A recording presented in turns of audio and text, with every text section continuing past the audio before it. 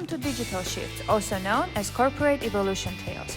Join us as we dive into the dynamic world of digital transformation. From illuminating case studies to captivating narratives, we uncover the stories behind companies' journeys toward digital excellence.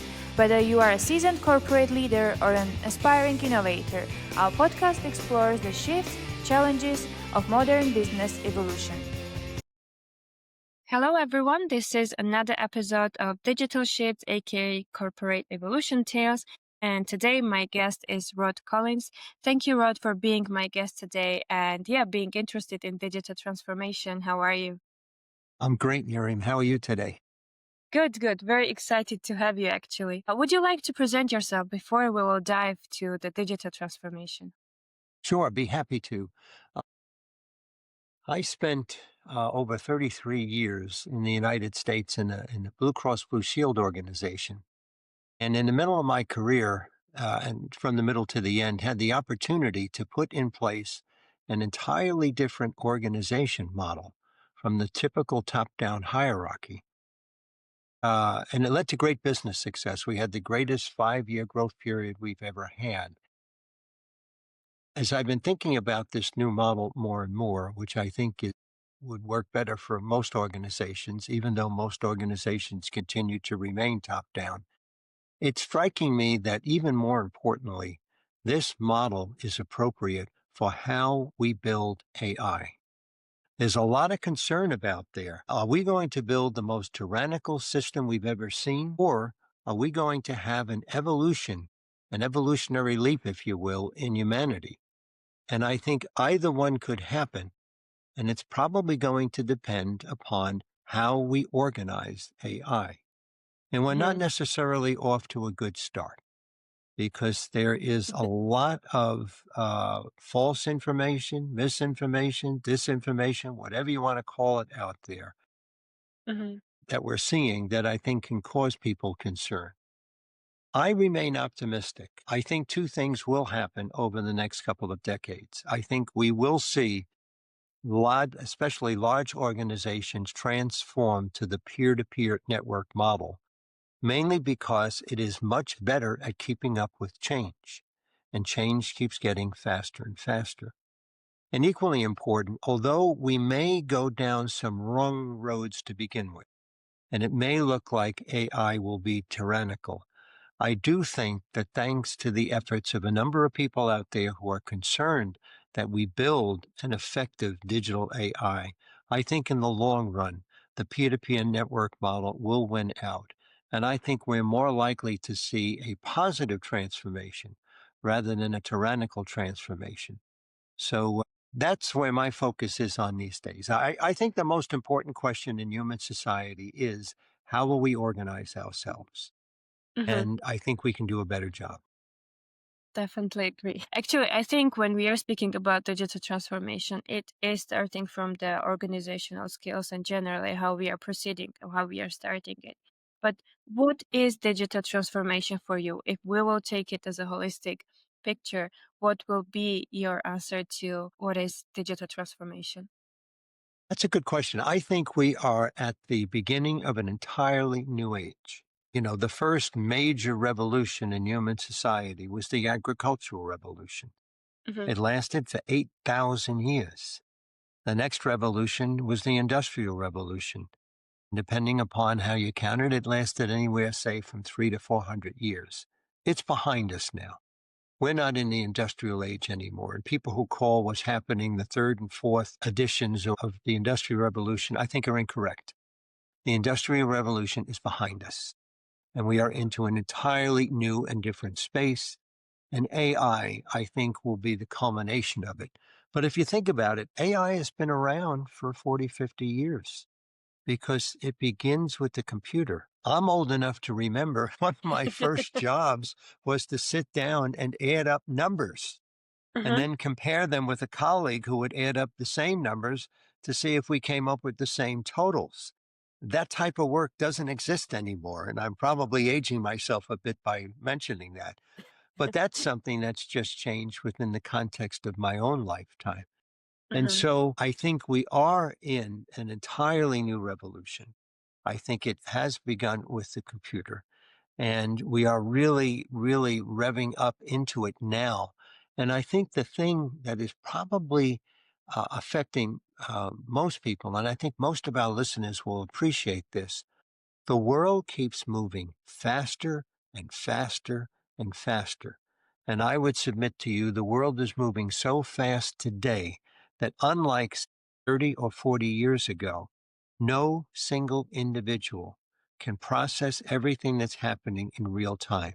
40 Yes. years ago, that was possible. 40 years ago, you could hire a CEO who could literally turn a company around on their own thinking. I'm Mm-hmm. not saying that there aren't powerful CEOs today, and I think the ones who are powerful know that their own thinking will not get them there and Mm-hmm. that they better be highly skilled. And this is why the peer-to-peer network is such an important organizational structure.